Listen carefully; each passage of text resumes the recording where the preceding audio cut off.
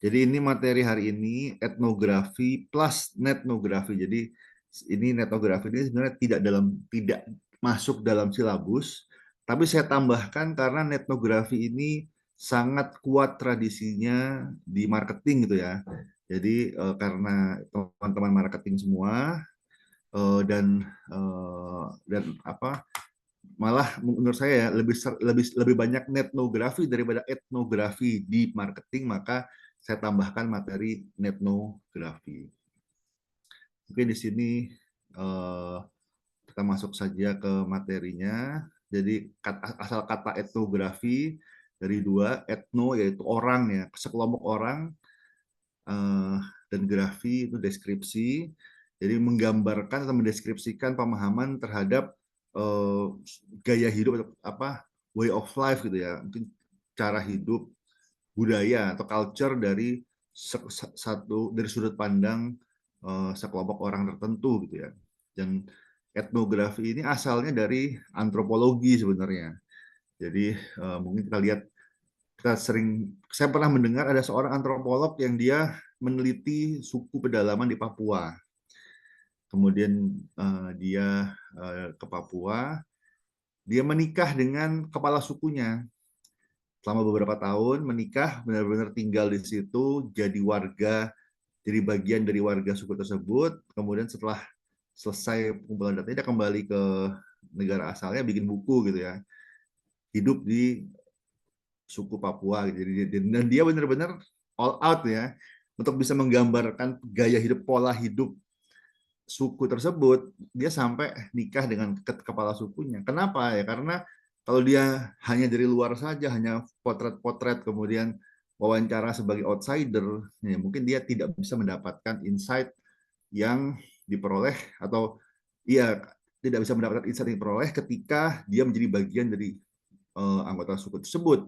Dan mungkin anggota suku tersebut tidak akan all out, tidak akan apa adanya ya. Ibaratnya kita kedatangan tamu gitu kan ya, kita akan mungkin mungkin kebiasaan buruk kita tutup tutupi gitu ya, kita tidak mungkin jaga image gitu kan, tidak tidak memaparkan apa adanya. Tapi begitu dia menikah kemudian menjadi bagian dari anggota suku tersebut, dia bisa melihat apa adanya, bukan sebagai tamu tapi sebagai bagian dari anggota suku. Tapi itu di antropologi. Nah, gimana penerapannya di bisnis gitu kan?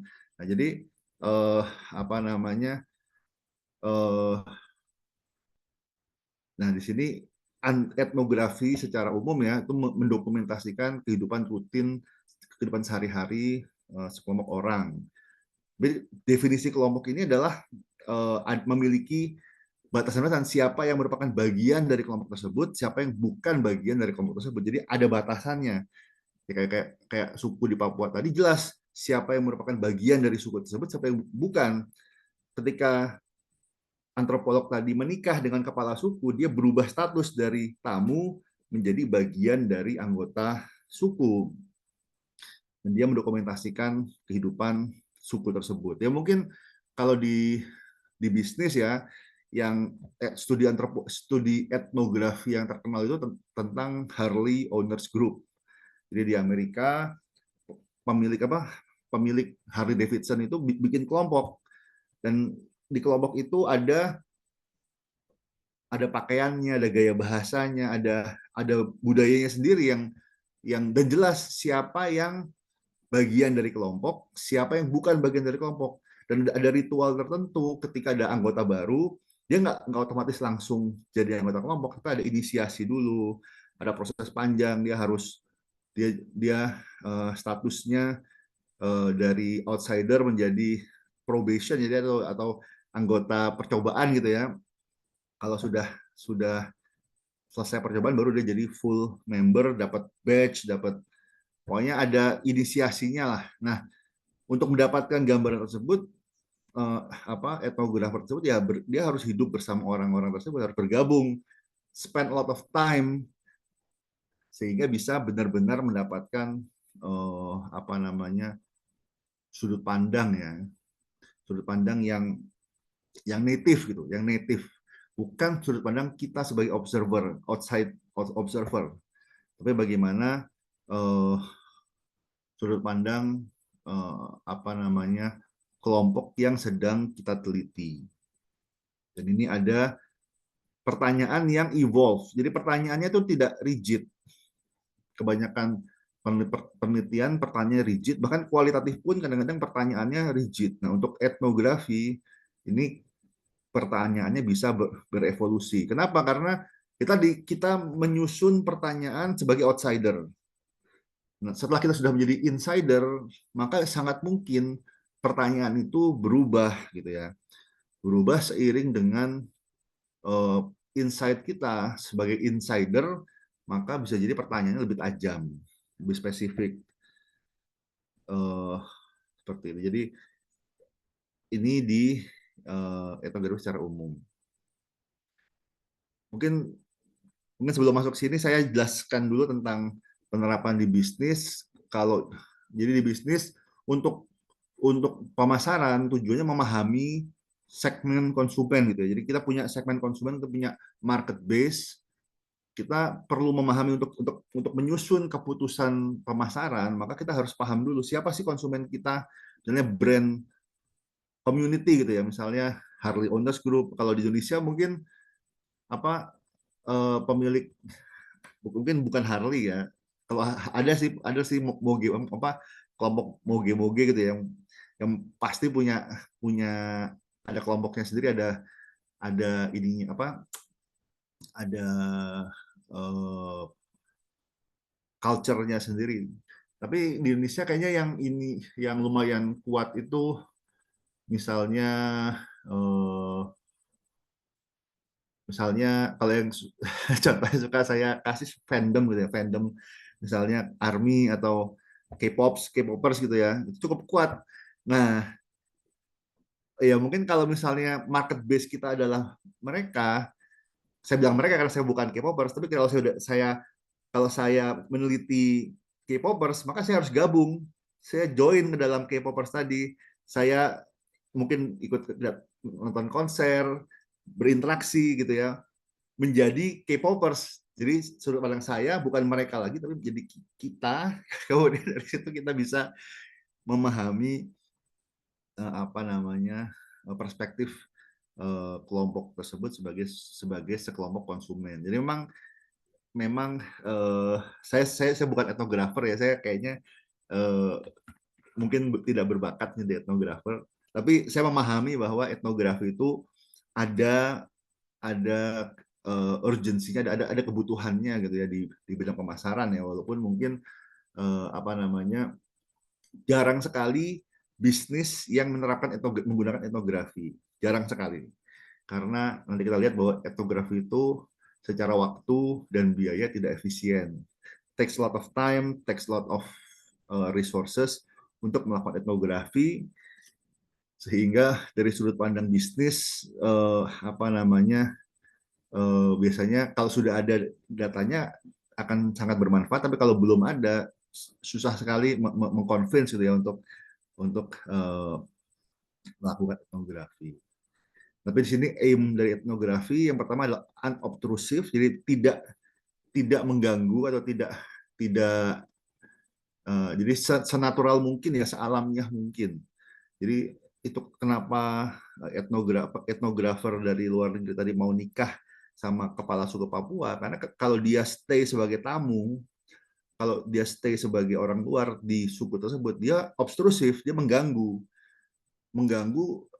apa kehidupan sehari-hari, karena yang biasanya berburu dan seterusnya, ada tamu ya dia melayani tamu gitu ya, mungkin menunjukkan yang baik-baik gitu. Tapi begitu dia sudah menikah, sudah menjadi bagian dari suku tersebut, ya treatmentnya akan berbeda, akan menjadi apa namanya anggota dia ikut mungkin dia ikut berburu, ikut mengumpulkan makanan dan seterusnya, menjadi bagian dari anggota suku.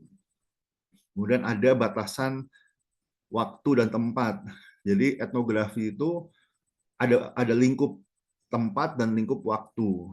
Karena dalam konteks yang berbeda, waktu yang berbeda, maka bisa jadi temuannya pun akan berbeda. Lokasi pun juga sama. Ya, misalnya meneliti tentang Harley Owners Group, katakanlah di East Coast sama West Coast Amerika gitu ya, di tepi barat apa di pantai sebelah timur dan sebelah barat mungkin akan berbeda, culture-nya akan berbeda, walaupun sama-sama Harley Owners Group misalnya. Kemudian makes visible life of those not normal itu, jadi justru mengidentifikasi kelompok-kelompok yang tidak umum gitu ya. Jadi kalau kelompok itu umum, sudah banyak orang tahu, tidak menjadi misteri, ya nggak perlu dilakukan etnografi. Justru untuk kelompok-kelompok yang tertutup, kelompok-kelompok yang tidak banyak diketahui, itu menjadi menarik untuk dilakukan etnografi. Jadi kalau kelompoknya misalnya kelompok siapa yang terbuka, misalnya back to work, mungkin back to work tidak terlalu tertutup gitu ya, sehingga mungkin tidak apa tidak terlalu menarik untuk di teliti, karena siapa aja bisa gabung dan nggak ada masalah, nggak tertutup, terbuka begitu ya. Kita bukan bukan menjadi anggotanya pun kita sudah mungkin bisa tahu, oh back to work itu komunitas seperti apa begitu. Tapi kalau misalnya ada komunitas yang tertutup, yang mungkin dia eh, apa eh, tidak banyak orang tahu misalnya, itu justru menarik untuk didokumentasikan kehidupannya. Berusaha untuk memperoleh sudut pandang insider. Nah, dalam etnografi sangat penting status insider dan outsider. Kenapa? Karena sebagai outsider kita nggak bisa melakukan etnografi. Kita hanya bisa melakukan etnografi sebagai insider, sebagai orang dalam. Sehingga nanti nomor satu, yang paling susah dari etnografi adalah gaining access, masuk ke dalam komunitas itu yang susah gitu. Dan itu yang mungkin butuh waktu paling paling lama gitu ya. Misalnya tadi yang Harley Owners Group, ya dia mungkin nggak otomatis bisa masuk ke dalam kelompok.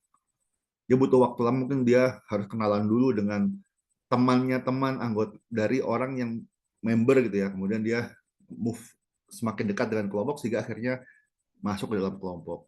Terus yang suku Papua itu pun juga mungkin nggak bisa ujuk-ujuk langsung nikah kan, nggak begitu. Mungkin dia pertama ada pendalaman dulu, kemudian setelah at some point akhirnya eh, apa apa eh, mendapatkan akses ya, kemudian bisa menikah dengan kepala suku ya. Kalau ada orang asing datang tanpa ada Mbak Bibu mau menikah dengan kepala suku kita ya, mungkin kepala sukunya juga juga apa namanya ragu-ragu ya, ini siapa nih datang-datang tiba-tiba mau nikah gitu ya, sebagai contoh gitu. Jadi di sini gaining insiders view yang yang menjadi ke kekhasan dari etnografi, karena dia berusaha melihat dari dalam bukan dari luar.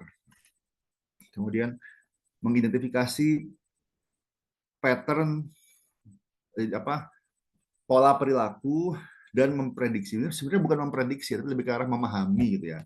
Memahami kenapa kenapa kelompok tersebut berbuat seperti itu. Misalnya Harley Owners Group, beberapa dari mereka terlibat kriminal gitu ya. Kalau nggak salah sih beberapa beberapa di Amerika gitu ya, beberapa grup apa kelompok bikers itu ya, yang Harley Owners Group ternyata juga eh, misalnya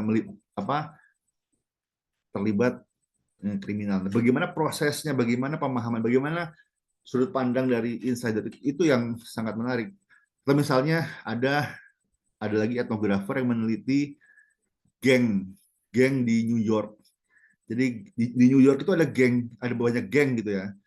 Dan geng itu benar-benar bunuh-bunuhan gitu ya. Ada ada simbol-simbolnya, ada gaya-gaya tangan. Jadi kalau kita tangannya misalnya bentuknya seperti apa, itu menunjukkan dia anggota geng tersebut.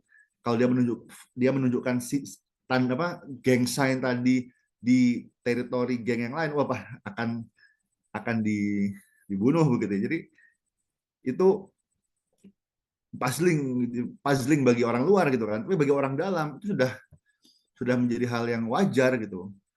Jadi itu yang mungkin bisa, jadi kita sebagai orang luar kita nggak paham gitu kan, tapi begitu kita bergabung, begitu kita lihat dari dalam, dan memang ada peneliti yang gabung dalam geng di New York, dan dia bikin buku dari situ. Setelah Setelah keluar dia bikin buku menjelaskan tentang pengalaman dia hidup sebagai anggota geng di New York. Ya, itu bagian dari etnografi. Memahami konteks, kompleksitas, dan politik dari sebuah proses sosial. Jadi etnografi itu bukan sekedar melihat hubungan, bukan sekedar apa namanya eh, mendokumentasikan perilaku juga, tapi juga menggali pemahaman kenapa anggota kelompok ini itu berperilaku seperti itu. Yang bagi orang lain, bagi orang luar mungkin susah dipahami begitu ya. Tapi ternyata dari sudut pandang mereka itu perfectly rational. Nah, itu yang ingin kita gali gitu. Bagaimana perilaku yang mungkin puzzling bagi orang luar ini dipersepsikan atau di apa di ya dipahami ya oleh orang dalam dari kelompok tersebut. Oke. Nah ini ada beberapa cara gitu ya. Jadi ini contoh apa namanya? Ini contoh etnografi. Ini bukan di bisnis, sebenarnya di antropologi ya. Tapi ini menjadi baseline gitu ya. Kan kita mengambil dari antropologi. Ini meneliti tentang Argonaut, maksudnya eh, apa suku pelayar di Pasifik Barat di Polinesia begitu ya. Jadi apa namanya ada Malinowski ini meneliti apa namanya suku pelaut di kepulauan eh, Polinesia atau Melanesia di dekat-dekat Australia sana. Kemudian apa namanya dia tinggal bersama native gitu ya. Tinggal bersama native, dia melihat mereka sehari-hari, dia bicara dengan mereka dalam bahasa mereka sehari. Jadi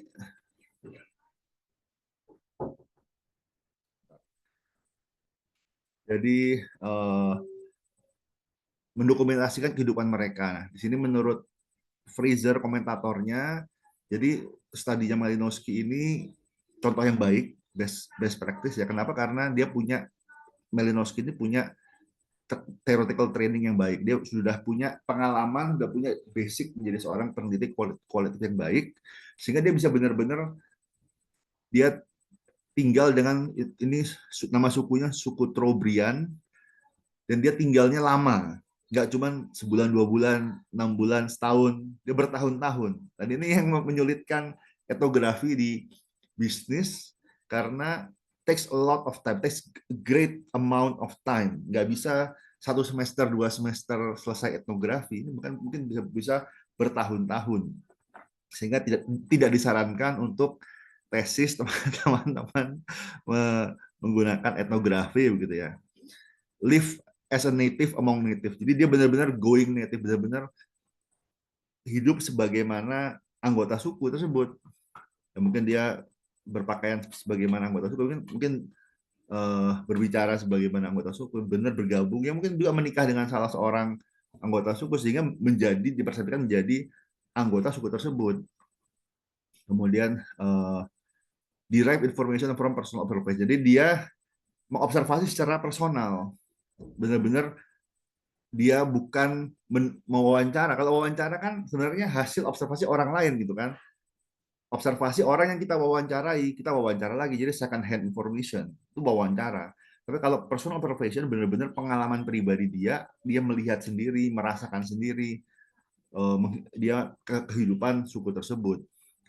Dan statements directly by the native. Jadi kalaupun wawancara langsung dengan anggota suku, bukan wawancara dengan apa namanya orang yang pernah mewawancarai anggota suku misalnya. Karena beberapa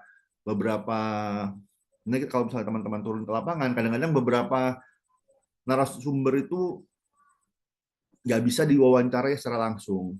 Tapi yang bisa kita wawancara itu misalnya ketua misalnya ketua RT-nya atau misalnya kepala sukunya, kita nggak bisa bicara sama sama apa namanya kita nggak bisa bicara sama individu anggotanya, tapi kita bicara sama perwakilannya gitu, ada gatekeepernya gitu. Jadi itu ya kalau bisa kita jangan berhenti di gatekeeper, kita sampai ke benar-benar native, benar-benar orang-orang yang kita apa teliti begitu ya.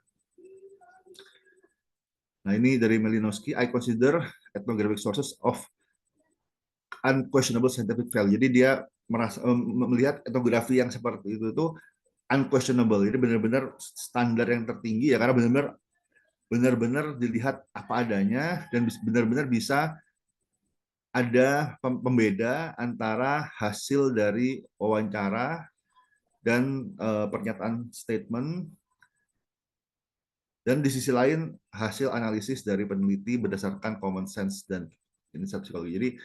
Jadi dalam etnografi itu ditulis secara terpisah dan dibandingkan, dibenturkan ya antara dua hal, observasi dan statement langsung dari anggota kelompok tersebut, dan inferensi dari penulis, inferensi dari etnografer tadi, dan common sense-nya. Jadi antara insider, antara sudut pandang orang dalam dan sudut pandang orang luar, observer, itu dibenturkan. Jadi benar-benar dilihat apa namanya, justru akan terlihat apa yang berbeda gitu ya dari dua sudut pandang tersebut. Nah, ini studi Malinowski ini menjadi dasar ya, menjadi mungkin baseline untuk penelitian etnografi di masa depan.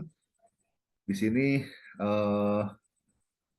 yang pertama accurate information, informasinya akurat, kompleks, tidak hanya pertanyaan-pertanyaan sederhana ya. Jadi benar-benar berbagai macam informasi, berbagai macam data, ada observasi secara langsung, kemudian berbicara dengan bahasa native. Ini penting.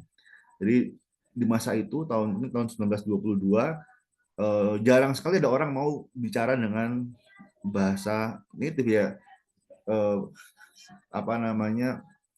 Ya biasanya orang mungkin ada interpreter gitu ya, ada yang penerjemah, tapi ada kesulitan dalam proses penerjemah tadi. Kalau misalnya kita berbicara melalui penerjemah, bisa jadi penerjemahnya ini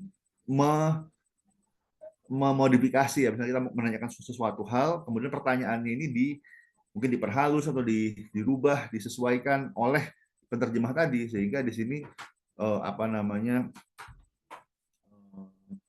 ada distorsi informasi. Jadi menurut Malinowski sebisa mungkin jangan menggunakan penerjemah, tapi kita berbicara dengan mereka dengan bahasa mereka. Artinya etnografer itu harus belajar bahasa dari kelompok yang diteliti, nggak bisa menggunakan penerjemah. Terus no contact with white people, karena ini konteksnya Malinowski ini orang kulit putih, kemudian tempat yang diobservasi ini nggak punya kontak sebelumnya dengan orang kulit putih, itu benar-benar terpencil begitu ya. Jadi di sini apa namanya, seberapa tertutup suatu kelompok itu menentukan. Kalau kelompoknya terlalu terbuka, terus sudah sering diteliti, maka hasil penelitian selanjutnya itu juga akan terpengaruh begitu. Jadi misalnya ada suatu suku di mana, atau misalnya satu kelompok sangat sering diteliti, tiap bulan ada peneliti yang datang, mungkin dia wawancara, terus dia observasi, itu akan mempengaruhi itu, sehingga tidak lagi natural, tidak lagi apa namanya, unpolluted gitu ya. Jadi sudah ada polusi dari peneliti-peneliti sebelumnya. Jadi di sini kita mencari kelompok yang memang eh, tidak pernah diteliti sebelumnya, atau tidak pernah berkon apa ber, ber, ber, ber apa ya ber kalau bisa tidak apa ya tidak tidak banyak interaksi dengan dunia luar gitu. Itu yang mungkin di dalam konteks bisnis uh, agak susah juga ya seperti itu ya. Tapi ya mungkin ada kelompok-kelompok yang jarang berada di highlight atau limelight ya. Jadi misalnya misalnya apa ya? Misalnya kelompok apa ya? misalnya anak pang gitu, saya nggak tahu ya, tapi ya misalnya ada kelompok-kelompok lain yang ternyata itu mereka ada insight yang penting bagi pemasaran, tetapi dan jarang diteliti, belum pernah diteliti oleh peneliti pemasaran sebelumnya, maka itu menjadi kelompok yang potensial ya untuk diteliti. Kemudian seek information naturally instead of having informants. Jadi tidak perlu merekrut informan. Ini menurut Malinowski ya, nggak perlu merekrut informan, tapi kita cari informasi sealamnya mungkin. Nggak usah wawancara, tidak, atau kalau wawancara tidak dikondisikan wawancaranya seperti IGD gitu. Jadi atau FGD. Nah kalau menurut Malinowski, ya udah kita datang ke tempat mereka, kita ngobrol. Jadi unstructured gitu ya. Ini butuh tingkat, tadi sekali lagi butuh tingkat skill tertinggi gitu ya untuk kualitatif. Jadi nggak sembarangan orang bisa kualitatif, apalagi etnografi gitu ya. Kalau untuk etnografi ini sebaiknya memang sudah sangat-sangat berpengalaman di bidang kualitatif sehingga bisa seek information naturally, tidak usah merekrut informan dalam bentuk FGD atau IDI. Harus punya background teori yang kuat. Jadi di sini bukan dengan empty mind, tapi dengan open mind. Ini yang harus digarisbawahi. Jadi peneliti kualitatif harus menguasai teori. Tapi ketika turun ke lapangan, teori yang dikuasai itu tidak boleh mendikte, tapi harus eh, tidak boleh mendikte observasi, tapi harus memperkaya atau mengikuti ya, mengikuti hasil observasi datanya. Jadi data driven, strong theoretical background, tetapi tetap data driven. Jangan sampai jangan sampai theoretical driven. Kalau theoretical driven, maka observasi kita sudah terkondisikan, sudah terbentuk oleh teori kita. Itu harus dihindari dalam kualitatif. Join yourself with the native, ini yang menurut saya saya ini yang susah gitu ya, karena benar-benar harus join yourself, harus bergabung, nggak boleh sekedar datang foto-foto, wawancara, terus pergi. Benar-benar harus gabung. Typical ways of thinking and feeling, jadi apa namanya, eh, cara pikir dan cara merasakan ya, kita melihat mungkin bagaimana perbedaan juga ya, karena masing-masing orang mungkin punya cara pikir yang berbeda, cara merasakan yang berbeda. Misalnya persepsi, sebagai contoh ya, di suku Inuit, ada berbagai macam kata untuk salju. Kalau kita kan nggak pernah lihat salju, kita cuma punya satu kata salju gitu aja ya. Sedangkan bagi suku Inuit yang tinggal di daerah bersalju, ternyata ada berbagai macam kata hanya untuk salju. Mungkin ada salju yang keras, salju yang lunak dan seterusnya. Jadi ada berbagai macam kata, itu karena cara berpikir dan cara persepsi yang berbeda. Nah, itu yang perlu diketahui begitu ya. Terus use a native language as instrument, karena bahasa dalam kualitatif, bahasa itu ditentukan ya oleh pola pikir gitu ya. Jadi bahasa kita dipengaruhi oleh gaya hidup kita. Kalau gaya hidup kita tadi tinggal di daerah bersalju, maka kita kan punya berbagai macam bahasa untuk mendeskripsikan berbagai macam karakteristik salju yang berbeda. Kalau kita tinggal di daerah tropis, kita nggak pernah ketemu salju, cuma pernah lihat es batu aja. Ya kita cukup satu kata salju, selesai. Nggak, tidak butuh berbagai macam kata salju. Ini kalau di Indonesia apa yang bervariasi begitu ya? Ya intinya bahasa kita dipengaruhi oleh pola hidup kita, pola pikir kita. Ada juga Evans Pritchard, ini pengembangan dari Malinowski karena dia muridnya Malinowski, meneliti Azande. Azande ini suku yang lain lagi, tapi fokusnya kepada sihir, witchcraft, oracle, and magic among Azande. Dia menggunakan informan, ini melanggar gurunya bilang nggak usah pakai informan, tapi dia menggunakan informan. Jadi ada wawancara begitu ya, terus dia menggunakan native language, jadi dia belajar bahasa Azande, kemudian dia tinggalnya hanya 1-2 tahun, jadi lebih singkat dibandingkan Malinowski gitu ya. Kalau Malinowski lebih dari 1 tahun 2 tahun, bertahun-tahun tinggal bersama suku apa namanya, suku Trobriand. Sedangkan kalau Evans Pritchard dia hanya tinggal setahun 2 tahun dengan Azande, tapi dia strateginya dia masuk melalui anak-anak. Jadi dia mungkin kalau orang-orang dewasa sudah lebih hati-hati, sudah lebih apa namanya tertutup, dia mendekatannya melalui anak-anak. Dan dia sama seperti Malinowski, dia live like the native. Jadi eh, tinggal bersama dan tinggal seperti native.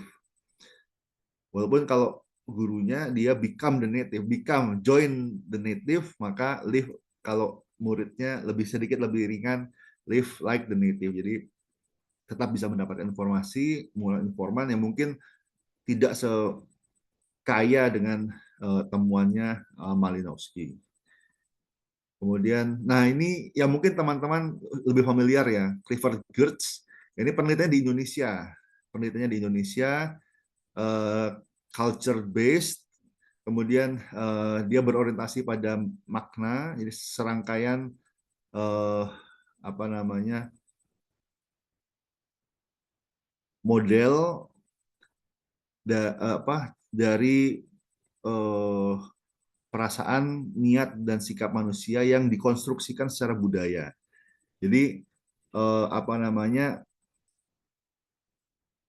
temuannya Clifford Geertz itu sudah dikonstruksikan oleh oleh sudut pandang teorinya Clifford Geertz. Tidak 100% akurat juga. Banyak kritikan terhadap temuannya Clifford Geertz, dan kita sebagai orang Indonesia mungkin kita lebih lebih bisa kalau kita baca-baca lagi bukunya Clifford Geertz, kita mungkin mengidentifikasi beberapa hal yang kurang akurat, tapi juga kita bisa melihat ada hal-hal yang kita mungkin nggak sadar, tapi ternyata sebagai orang outsider, Clifford Geertz bisa lebih melihat tentang apa namanya tentang uh, apa ya tentang perilaku ya perilaku kalau salah orang Jawa ya dia menelitinya kalau salah Islam di Jawa, jadi dari sudut pandang orang Islam di Jawa ketika itu. Jadi specific time and place. Jadi temuannya Clifford Geertz ini belum tentu bisa diterapkan di waktu yang berbeda atau di tempat yang berbeda, misalnya di Kalimantan atau di Sumatera, pasti akan berbeda. Jadi ada specific time and place. Kemudian Clifford Geertz tidak mau melihat dari sisi power politik. Jadi fokus ke culture, dan culture itu bukan power. Jadi ini point of view-nya Clifford Geertz bahwa culture itu tidak ada hubungannya sama power, tapi lebih ke arah apa namanya konteks. Dan garis bawahnya adalah perlu deskripsi yang tebal, thickly described. Jadi ini Clifford Geertz ini yang mungkin menggarisbawahi thick description ya, as opposed, jadi berlawanan dengan post positivism yang menggarisbawahi thin description. Jadi apa namanya deskripsi dari sebuah observasi, sebuah hasil, sebuah data kualitatif itu perlu deskripsi yang tebal. Nah, di sini tebal di sini apa artinya? Yang pertama adalah interpretif atau hermeneutics. Jadi bukan sekedar kita paparkan ini loh datanya, tapi kita juga menyajikan ini datanya dan ini interpretasi saya terhadap data tersebut. Karena interpretasi orang-orang bisa berbeda-beda dan tidak ada yang dalam tanda kutip tidak ada yang salah. Jadi bukunya Clifford Geertz adalah interpretasi Geertz terhadap apa yang dia amati terhadap mungkin orang-orang Islam di Jawa ketika itu. Jadi ya nggak salah dari sudut pandang Geertz, that's agama that's Islam di Jawa. Bagi respondennya mungkin nggak, itu simplifikasi, tapi that's fine karena itu bagian dari diskurs, dari diskusi bahwa oke, ini sudut pandang saya, kalau misalnya tidak akurat itu akan memicu diskusi lebih lanjut. Jadi ada banyak tulisan-tulisan lanjutan yang memperkaya, mengkritik atau mensupport tulisannya Clifford Geertz.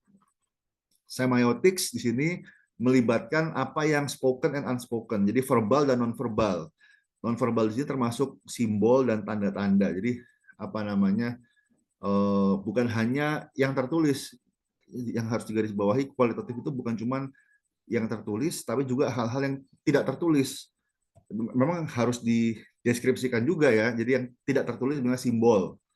Misalnya simbol apa namanya, simbol apa ya? Misalnya simbol eh, misalnya logo, brand, ada branding gitu ya. Branding kan ada simbol-simbolnya. Nah, itu bisa kita interpretasi lagi. Sebenarnya simbol-simbol ini maknanya apa? Warna, pemilihan warna ini apa? Itu bagian dari unspoken meaning gitu ya. Ada maknanya tapi tidak verbal sehingga perlu diinterpretasi. Terus data di sini our own construction of other people's construction of what they and their competitors are up to. Jadi Geertz ini mengakui bahwa yang dia tulis itu adalah konstruksi dia sendiri. Jadi dia yang mengkonstruksikan, dia yang me, apa ya, me, mengkristalkan atau memformalkan konstruksi orang lain. Jadi orang lain punya pemikiran, Geertz punya pemikiran, ini pemikiran dia terhadap pemikiran orang lain, terhadap apa yang mereka lakukan, apa yang dilakukan oleh kelompok tersebut. Jadi dan analisisnya menebak, guessing at meaning, menebak makna, mengevaluasi tebakannya dan menarik konklusi kesimpulan yang bisa menjelaskan atau yang bisa memperbaiki untuk penebakan berikutnya. Jadi murni memang menebak gitu, tidak konklusif. Jadi kualitatif dia tidak konklusif, memang eksploratory. Kalau memang ada tebakan nggak ada masalah. Yang penting tebakannya itu bisa memperbaiki proses interpretasi selanjutnya. Jadi ada proses pembangunan ilmu sehingga kalaupun misalnya tebakan kita salah nggak ada masalah. Tapi setelah kita menebak tersebut dan kita melihat ternyata nggak tepat, maka pada tebakan berikutnya harapannya akan lebih akurat. Kemudian teori tidak dimungkinkan adanya general theory of cultural interpretation. Jadi tidak ada satu teori yang bisa menjelaskan semua interpretasi budaya. Tetapi bisa ada teori budaya yang secara spesifik ya, mungkin spesifik pada waktu dan tempat tertentu yang bisa ditarik. Jadi tidak berusaha mengeneralisasi, tidak berusaha mengunifikasi, tapi memang mengembangkan ya, mendevelop sebuah teori yang spesifik terhadap waktu dan tempat. Tidak ada generalisasi, jadi di sini generalisasi tidak memungkinkan dilakukan generalisasi antar kasus, tapi bisa within cases. Jadi misalnya apa namanya, lintas kasus nggak bisa, misalnya kayak hasil temuannya Clifford Geertz mungkin di Jawa mungkin nggak bisa di Jawa kan, kalau bahkan Jawanya Jawa, saya lupa Jawa mana ya, Jawa Tengah, Jawa Timur, pokoknya di Pulau Jawa tidak bisa diterapkan data di Sumatera. Tapi mungkin kalau di Jawa sama di Jawa Barat mungkin masih bisa dilakukan generalisasi ya, walaupun mungkin tidak 100% akurat begitu ya. Tapi within cases mungkin masih bisa diterapkan. Terus tidak ada prediksi, tapi ada antisipasi. Jadi kita melihat, mengantisipasi, menjelaskan, tapi tidak memprediksi. Karena kalau memprediksi itu membutuhkan dimensi waktu yang berbeda. Sedangkan etnografi itu fokus pada satu dimensi waktu dan tempat yang terbatas. Jadi temuannya Clifford Geertz di tahun berapa nih? Tahun 70-an ya, tahun 50, sorry, tahun 80-an mungkin sekarang sudah berbeda. Jadi kayak masalah ya di tahun 80-an ya, masalah ada santri, ada abangan, ada priayi misalnya ya. Ya mungkin di Indonesia, di Pulau Jawa makanya di daerah tersebut sekarang mungkin sudah berbeda lagi, interpretasi udah nggak bisa nggak bisa di treat seperti itu, udah berubah. Ini today's etnografi. Jadi karakteristiknya adalah lack of consensus. Jadi metode yang tidak ada konsensus, ada banyak sekali pendapat, bisa berbeda-beda, tapi fokusnya pada dissolving conceptual opposition. Jadi menerima perbedaan, menerima oposisi nggak ada masalah ketika ada perbedaan pendapat. Justru itu yang menjadi temuan mengidentifikasi adanya perbedaan konseptual tadi. Kemudian departure, jadi berbeda dengan pendekatan tradisional yang mencari di bawah eh, oke. Jadi eh, pendekatan sebelumnya berpendapat bahwa ada modernitas, di bawah modernitas itu eh, ada temuan mungkin yang natural, yang alamiah, yang apa namanya primitif gitu ya. Tapi itu pendekatan lama. Kalau sekarang kita mungkin tidak terlalu membedakan antara modern dan tradisional, tapi lebih ke arah apa sih apa sih yang ada saat ini gitu. Tidak terlalu pusing dengan modern, apa primitif, modern, postmodern, itu tidak terlalu dipusingkan, kita pusingkan begitu ya. Kemudian menganalisis situasi lokal dengan referensi kepada institusi eksternal atau struktur politik. Jadi kita fokus kepada kondisi lokal ya, pada ruang dan tempat yang terbatas, tapi kita juga memahami bahwa kondisi tersebut berada dalam sebuah institusi eksternal. Jadi internal sebuah kelompok tidak bebas pengaruh dari eksternal. Jadi kalau di penelitian-penelitian terdahulu mencari suku-suku terdalam, suku-suku yang tidak dipengaruhi, yang tidak ada eksternal, tidak dipengaruhi oleh eksternalitas, tidak dipengaruhi oleh pengaruh luar. Kalau sekarang hal tersebut sudah nggak ada, sangat sangat sangat kecil sekali, sangat terbatas sekali. Ada kelompok-kelompok yang seperti itu dengan kemajuan sosial media, kemajuan internet, dengan teknologi informasi, ya kita mau nggak mau kita memahami bahwa setiap kelompok yang ada pasti sudah terpengaruh oleh atau ada pengaruh dari budaya luar, dan itu harus kita apa namanya pahami gitu. Kemudian eclecticism, jadi mungkin eksklusivitas gitu ya. Jadi metodologi dan methods yang mungkin seakan-akan apa ya, istimewa gitu ya. Nah, di etnografi sendiri sebetulnya menggunakan berbagai macam metodologi. Jadi tidak lagi hanya observasi yang terjun ke lapangan seperti Malinowski sama hidup bersama native, tapi sebetulnya sudah menggunakan banyak metode lain, apalagi dengan ada internet. Jadi etnografi yang sekarang ini mungkin saya nggak bilang ketinggalan zaman ya, tapi mungkin eh, apa namanya sudah membutuhkan evolusi gitu ya, membutuhkan evolusi, inovasi agar tetap current. Nah, jadi ini saya skip aja. Tapi ini penting sih, sorry. Ini ada jargon jargon etnografi ya. Ada emik dan etik, ini harusnya paling depan. Tapi ini ada emik sama etik. Emik itu insight sebagai insider. Jadi emik itu sudut pandang kita sebagai orang dalam, etik sudut pandang kita sebagai outside, sebagai observer. Jadi berbeda etik sama emik. Kemudian informan adalah sekelompok orang yang berinteraksi langsung dengan etnografer. Kemudian culture di sini sebagai belief, value, behavior dari sekelompok orang yang kohesif. Ini metodologinya. Karakteristik etnografi holistik, data collection dan analisis terjadi bersama-sama. Jadi nggak bisa data collection dulu terus pulang ke negara asal baru melakukan analisis, nggak bisa.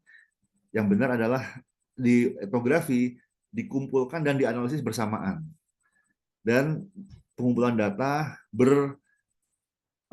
berbolak-balik antara mengumpulkan data secara individu dan kelompok. Jadi kita nggak bisa etnografi nggak bisa lihat secara individu saja, nggak bisa lihat secara kelompok saja, tapi benar-benar harus dua-duanya, antara individu dan kelompok, perlu back and forth, perlu bolak-balik antara keduanya untuk mendapatkan pemahaman yang lebih akurat. Ini metodologinya. Mungkin saya skip aja, tapi ini yang paling penting adalah negotiating entry ya. Yang paling susah adalah mencari akses masuk, karena ada gatekeeper yang di situ menentukan apakah kita bisa masuk atau nggak bisa masuk. Misalnya gatekeeper ini nggak hanya kepala suku, tapi bisa juga misalnya pemerintah, misalnya kelurahan setempat, kecamatan setempat. Jadi kalau saya pernah ingin meneliti, saya pernah terlibat penelitian masyarakat apa berpenghasilan rendah ya di suatu kelurahan. Oh ternyata prosesnya panjang, harus ke wali kota, harus dapat surat izin dari apa wali kota sampai ke lurah baru diberikan izin. Itu gatekeeper. Terus ini saya skip aja.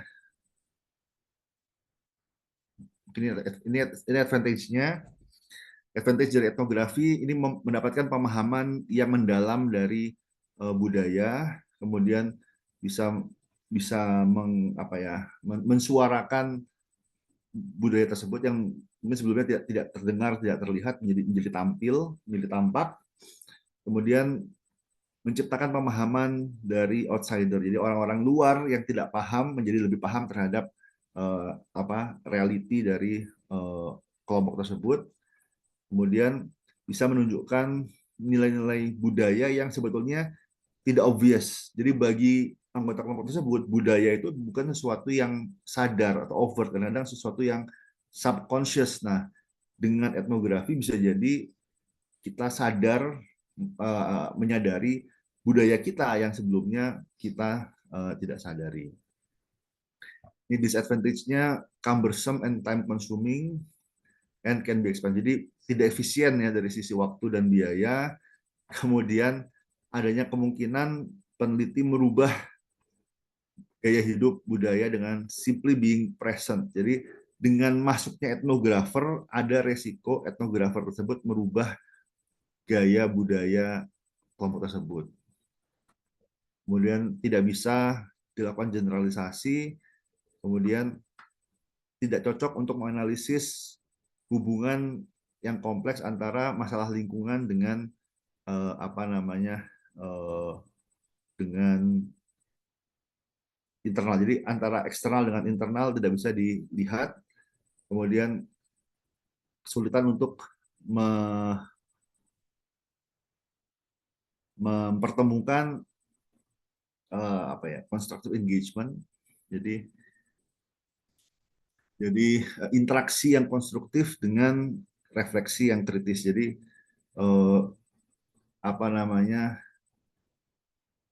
ketika etnografer itu masuk, dia berubah status dari outsider menjadi insider, maka dia akan susah untuk melakukan critical reflection sebagai outsider. Jadi sudut pandang dia berubah dari outsider menjadi insider, sehingga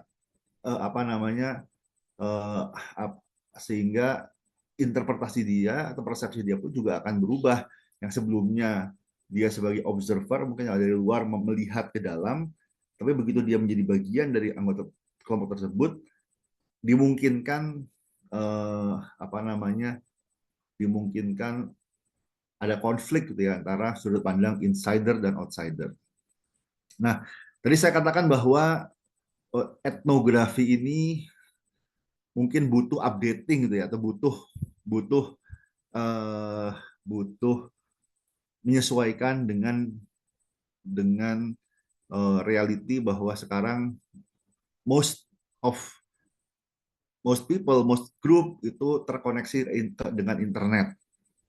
Jadi di sini ada inovasi dari Kozinet ya, Robert Kozinet, yang melihat bahwa dunia ini udah berubah. Jadi suku-suku terdalam yang dulu menjadi objek etnografi itu ya mungkin sekarang sudah terkoneksi ke internet deh. apalagi dengan Starlink gitu ya, suku-suku di Amazon pun sudah terkoneksi di internet. Sehingga apa namanya dunia dunia internet itu menciptakan suku-suku baru gitu ya yang mungkin tidak ada sebelumnya gitu. Jadi ada change world, ada perkembangan internet, sosial media, kemudian ada adanya akses yang lebih mudah dengan sosial media begitu ya. Ada cultural shift, jadi manusia membentuk budaya sekarang terkait dengan teknologi. Jadi budaya kita, budaya manusia saat ini itu sangat erat dengan teknologi sehingga bisa jadi lebih lebih mudah, lebih bahkan lebih alamiah, lebih natural diobservasi bisa jadi di internet. Kadang-kadang orang diwawancara diwawancara luring gitu ya. Beda dengan kalau dia posting di internet gitu. Jadi ketika dia posting ada anonimitas atau mungkin ada identitas kelompok ya, ada identitas baru. Jadi mungkin username saya dikenal oleh anggota kelompok saya, tapi siapa saya sesungguhnya orang-orang nggak tahu gitu kan. Jadi ada identitas yang partikular dengan kelompok tersebut sehingga saya bisa apa adanya di forum tersebut atau di kelompok kelompok virtual tersebut. Jadi ada cultural shift di sini dari budaya yang mungkin tidak terkoneksi dengan budaya yang network yang terikat dengan internet. Adanya kebutuhan untuk mengadaptasikan metode riset dengan konteks online, adanya kesempatan berbagai macam jenis data culture gitu ya, yang tersedia di internet lebih banyak mungkin daripada data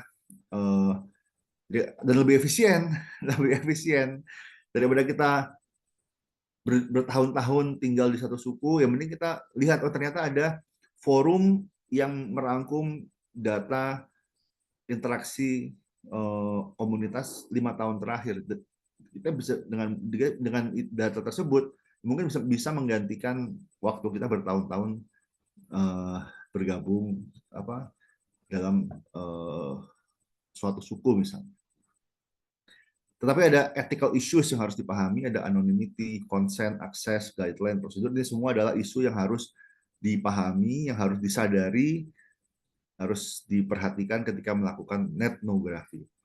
Etnografi maupun etnografi dua-duanya ada ethical issue. Jangan sampai kita menimbulkan physical, psychological atau financial harm terhadap objek. Misalnya kita datang ke sebuah suku, kita bawa kuman, kemudian gara-gara kita datang meneliti terus apa namanya kita mungkin sudah resisten dengan kuman tersebut, tapi suku tersebut mungkin tidak resisten, kemudian jangan sampai itu terjadi sehingga kita juga harus berhati-hati begitu ya. Jangan sampai kehadiran kita sebagai etnografer atau netnografer menimbulkan kerugian bagi komunitas yang kita teliti. Di etnografi itu adalah internet etnografi atau etnografi yang secara teknologi masuk dalam jaringan. Jadi etnografi daring, etnografi dalam jaringan. Etnografi yang diadaptasi dengan kompleksitas dari dunia sosial kita yang termediasi oleh teknologi. Jadi etnografi yang sudah beradaptasi, sudah mengakomodasi teknologi dalam kehidupan sehari-hari. Ini foundationnya yang pertama natural. Jadi baik etnografi maupun netnografi berusaha senatural mungkin.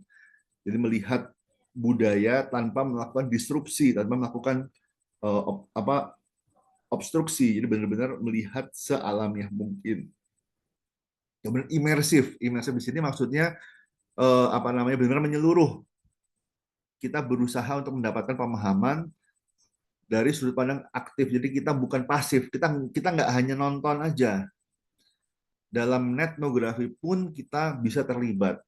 Tapi terlibat secara online ya. Mungkin kita bisa ask question, bahkan kita bisa argue di dalam forum. Itu bagian dari imersif. Jadi kita menjadi bagian dari anggota forum, bukan sekedar kita datang, kita tarik datanya secara jadi bukan web scraping ya. Netnografi itu bukan web scraping. Netnografi itu kita ikut terlibat dalam diskusi. Kita ingin ikut terlibat dalam debate mungkin ya, online debate. Tapi semua pengalaman itu kita tarik, kita observasi, kita jadikan bagian dari observasi yang objektif. Terus deskriptif, ada rich description atau thick description, interpretif gitu ya. Kemudian multi methods, ada interview, semiotik, projektif, fotografi, ini semua melengkapi. Akan tetapi kalau menurut Kozinet ya, menurut Kozinet pure netnografi boleh multi method, tapi semuanya harus teknologi mediated. Jadi wawancaranya pun juga wawancara online, semiotik, project. Jadi semua fotografi video ini secara online.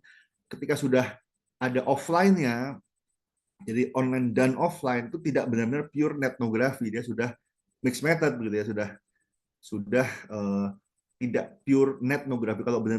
Kalau batasannya netnografi, dia bisa multi method, tapi semua metode itu harus di dalam jaringan, harus menggunakan teknologi sehingga internetnya itu benar-benar digarisbawahi. Bisa sih, nggak ada masalah kalau misalnya ada internet dan online dan offline, tapi metodenya sudah bukan pure netnografi lagi, tapi sudah masuk mixed method. Kemudian adaptable, ini etnografi works on non-human. Ini menarik nih. Jadi etnografi itu tidak hanya jadi kalau di dunia antropologi ya, ada etnografi, ada beberapa antropolog yang meneliti hewan, kayak misalnya simpanse, gorila gitu ya. Mereka benar-benar gabung masuk ke dalam kelompok begitu ya, manusia tapi melakukan etnografi di uh, di non human. Dalam ini adalah apa namanya, uh, dalam hal ini hewan ya, kera atau gorila, simpanse dan kawan. Ya mungkin di masa depan bisa jadi ya, kalau AI itu sudah sedemikian advance, bisa jadi ada etnografi dengan AI. Saya juga nggak tahu gimana, bisa jadi interaksi dengan AI, terus multiple AI ya, kita misalnya di depan saja ada interaksi AI dengan AI manusia, manusia dengan manusia, dan sehingga adaptable gitu ya. Intinya di kemudian hari bisa jadi etnografi itu, netnografi itu juga terkait dengan AI. How is ethnography different? Yang pertama, fokus pada cultural insight. Jadi tidak hanya melihat komunikasi online sebagai konten, bukan konten analisis, bukan web scraping, tapi melihat semua itu sebagai interaksi. Fokus pada budaya, ada cultural meaning, cultural artifact dari interaksi tersebut. Jadi ada jargon-jargon, mungkin ada apa namanya, meme, mungkin memes termasuk, bisa kita bisa melakukan etnografi dari memes gitu ya. Pasti ada maknanya kan, memes itu apa namanya, kenapa jadi memes? Karena ada shared values gitu kan. Mungkin dalam satu kelompok ada meme tertentu yang populer gitu kan. Kenapa meme tersebut populer? Apa maknanya? Mungkin satu meme memiliki makna berbeda antara kelompok satu dan kelompok yang lain. Itu bagian juga dari etnografi. Kemudian pays very attention to context, jadi sangat kontekstual. Tidak hanya teksnya, tidak hanya sosial interaksinya, tapi juga berbagai macam elemen forum, karakteristik komunikator, bahasa, histori, makna-makna, simbol. Jadi memes, ada teks, image, foto, video, berbagai macam. Bahkan font, misalnya font Times New Roman sama font Comic Sans misalnya, ada maknanya. Atau misalnya beberapa simbol-simbol kayak emoji, itu juga diperhatikan dalam etnografi. Jadi apa namanya, penting untuk dilihat tidak cuma tekstual, tapi berbagai macam simbol, baik yang verbal maupun yang non verbal pun menjadi bagian dari etnografi.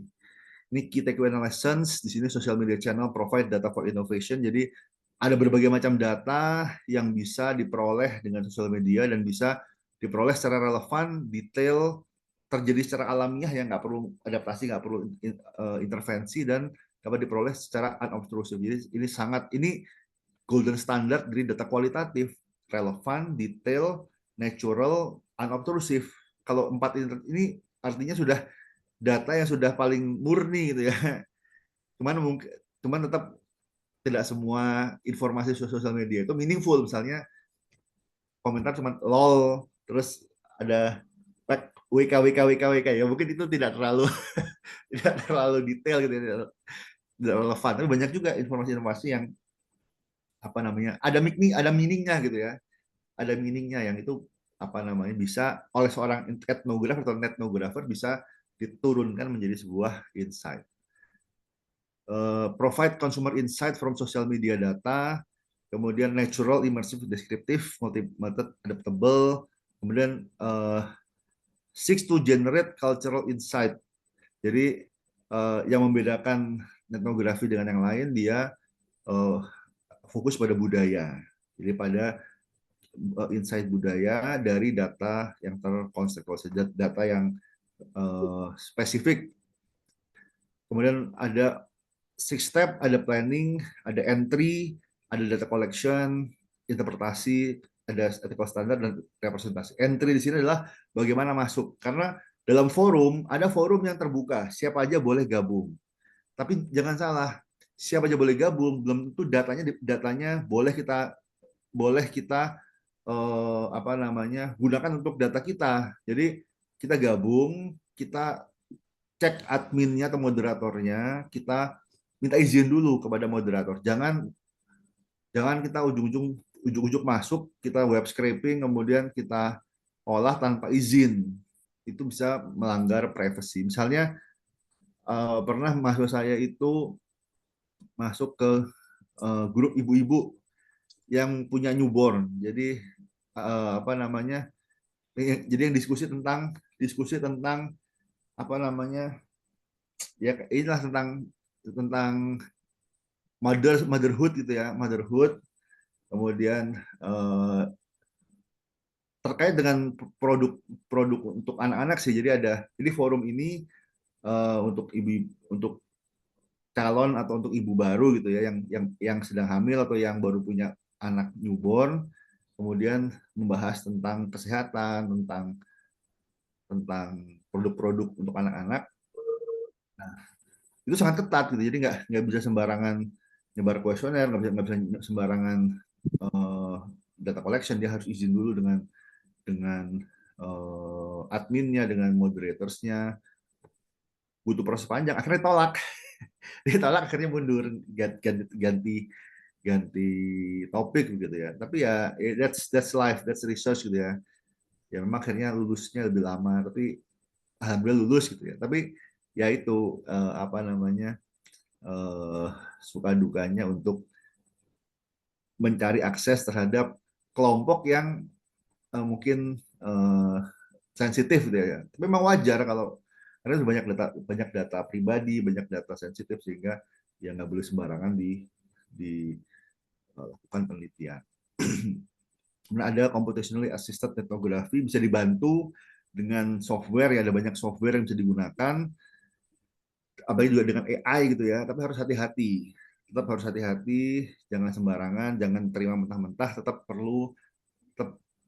tetap jadi tidak bisa digunakan untuk menggantikan analisis, tapi bisa digunakan untuk membantu data collection dan analisis. Jadi tetap butuh peran orang manusia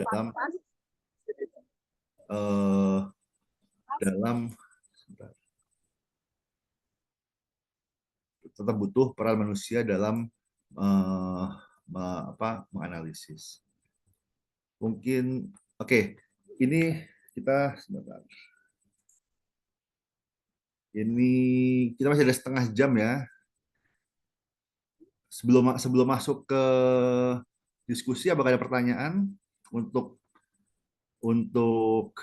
etnografi atau netnografi ini? Jadi saya tidak menyarankan teman-teman menggunakan etnografi untuk tesis karena takes a lot of time. Kalau netnografi mungkin bisa, tapi tetap kendala utamanya adalah akses. Jadi ke dalam forum, masuk ke dalam forum itu nggak bisa sembarangan, harus dekat dengan adminnya, dengan moderatorsnya, kemudian minta izin. Setelah dapat izin, baru bisa uh, melakukan netnografi. Silakan Mas Aditya. Oke, terima kasih Pak. Oke. Ya, saya ingin bertanya berhubungan dengan research dari kelompok saya mengenai yang big spender. Mhm. Kan dalam salah satu metode triangulasi datanya itu kita akan melakukan analisis diskusi dari forum dan media sosial terkait mungkin Mobile Legends. Oke. Nah, untuk itu apakah cukup dengan melakukan web scraping dan parsing saja atau perlu diadakan etnografi seperti yang Bapak jelaskan tadi? Oke. Kalau dibutuhkan, misalnya gini, kalau misalnya tujuan penelitian kita itu adalah menggali budayanya, culture-nya, maka lakukan etnografi. Tapi kalau kita hanya sekedar menggali motivasi, jadi nggak sampai culture gitu ya, nggak sampai adanya eh, faktor kelompok dan faktor eh, culture yang membentuk, maka kalau nggak ada cultural factor, cukup web scraping, cukup konten analisis atau uh, thematic analysis, that's fine. Tapi kalau misalnya mau melihat, mengidentifikasi budaya seperti apa sih yang membentuk perilaku orang spending 5 juta ke atas, nah itu baru menggunakan netnografi atau etnografi. Nah, tapi tetap harus ada izin ya. Jadi kalau menggunakan web scraping nggak boleh tanpa izin. Jadi harus izin dengan moderators, kemudian baru kita boleh melakukan web scraping. Kalau enggak, kita itu namanya pelanggaran privasi kan situ ya mungkin nggak ada nama gitu kan. Kadang-kadang ada juga yang ada namanya, kadang-kadang namanya nama sungguhan gitu kan. Atau alamat email misalnya muncul di situ. Nah, itu harus hati-hati, harus mungkin diidentifikasi tapi diperbolehkan dengan syarat dapat izin dari uh, pengelola forum. Oke. Okay. Teman Pak, kalau misalkan kita melakukan scraping juga dari komentar-komentar di post sosial media, untuk itu apakah kita perlu minta izin mungkin Oke. dari admin sosial medianya atau? Oke. Kalau kalau forum kan jelas adminnya. Kalau sosial media misalnya tweet atau Facebook itu kan nggak jelas siapa ininya. Tapi apa namanya, kita lihat kalau misalnya komentarnya itu private, jadi itu nggak bisa diakses kalau nggak login, maka itu kita harus izin sama yang punya komentar. Makanya agak-agak susah sebenarnya. Jadi yang saya lakukan, jadi teman-teman kan waktu itu kan apa namanya, penelitian saya yang to pay or not to pay, itu kalau saya ulangi lagi udah nggak boleh karena harus minta izin ke Pak. Jadi apa namanya, dulu nggak login kita bisa mengakses apa namanya, komentar-komentar gitu ya. Dan kalau sekarang harus login, dan kalau kita ketika login itu ada terms and condition dari website tadi. Dan beberapa website sosial media tidak mengizinkan web scraping gitu. Jadi kalau sosial media tadi mengizinkan web scraping maka nggak ada masalah. Jadi lihat di terms and condition dari website sosial media seperti Twitter atau Facebook atau Instagram. Kalau diizinkan web scraping maka boleh, kalau nggak diizinkan maka nggak boleh. Jadi kalau setahu saya Facebook udah nggak boleh gitu. Jadi apa namanya? Makanya saya katakan saya udah nggak bisa ngulangi lagi. Karena apa? Karena yang dulu belum diatur sekarang sudah nggak boleh. Gitu Mas Aditya. Oke, baik, terima kasih banyak Pak. Oke, sama-sama. Oke, ada lagi yang mau bertanya? Oke, kalau enggak kita masuk ke aktivitas ya. Jadi di apa namanya? Saya buka breakout room dulu sebentar. Saya buka dulu breakout room, ada 5 kelompok ya. Oke, silakan bergabung. Tapi di sebelum bergabung, aktivitasnya kita ada 2 seperti biasa. Mungkin yang ini bisa apa, minggu depan aja. Jadi finalize ya. Kemudian yang ini silakan diskusikan sekitar 30 menit mungkin ya. baca jurnal, kemudian discuss 3 poin ini. Kalau masih ada waktu, kita akan presentasi hari ini. Kalau nggak ada waktu, mungkin disubmit aja apa namanya dalam emas. Oke, ada pertanyaan sebelum masuk ke aktivitas? Silakan Mbak Murni. Iya Pak, izin untuk yang activity 2, untuk minggu depan sudah harus dikumpulkan chapter 1, 2, Enggak. 3 sudah lengkap Oke, gitu Pak? jadi yang minggu depan itu finalisasi. Jadi kan tadi ada yang misalnya ada yang diperbaiki ya, difinalisasi dulu. Terus setelah sudah finalisasi mulai menulis. Jadi yang ini nggak usah dikumpulkan dalam bentuk Word, tapi yang ini nggak usah dikumpulkan ya. Yang ini dalam bentuk Word ditulis sendiri aja. Ini nggak usah dikumpulkan dalam bentuk PPT. Yang dalam bentuk PPT yang ini aja difinalisasi, diperbaiki gitu ya. Jadi minggu depan cukup sampaikan apa yang sudah diperbaiki aja. Jadi perbaikannya gitu kan. Nah, tapi kalau sudah final, sudah diperbaiki, maka mulai menulis. Tidak harus selesai, tapi paling nggak sudah ada mungkin outline-nya, mungkin paling nggak sudah dimulai kerangka proposalnya dari 3 chapter ini, introduction, literatur review, kemudian metode. Oke, mungkin ada pertanyaan lagi? Pak izin Pak untuk Ya. proposal ini, misalnya kita mau cari contoh gitu, itu sama dengan yang di tesis kalau misalnya kita ke perpus FE nggak Iya. sih ya Pak? Sebenarnya proposal itu kurang lebih standar ya, mau kuali mau kuanti aja. Mungkin yang berbeda ada di metodenya gitu ya. Metode kuali ya berbeda dengan kuanti gitu kan. Tapi sebetulnya dengan yang protokol yang kemarin itu sudah cukup jelas ya. Mungkin kalau dalam protokol kan dalam bentuk form, mungkin dibuat narasinya gitu di methods gitu. Jadi di dalam methods ini lebih ke arah narasinya, sedangkan yang dilampirkan di protokol itu kan sudah summarize ya, mungkin bullet point atau apa keywords-keywordsnya aja gitu. Baik, terima kasih Pak. Oke, tapi nggak ada template khusus untuk proposal. Standarnya ada ini 3 bab: introduction, literature review, methods, mungkin tambah daftar pustaka dan lampiran. That's it. Oke, silakan bergabung ke dalam apa breakout room. Sudah saya buka. Saya stop dulu recordingnya.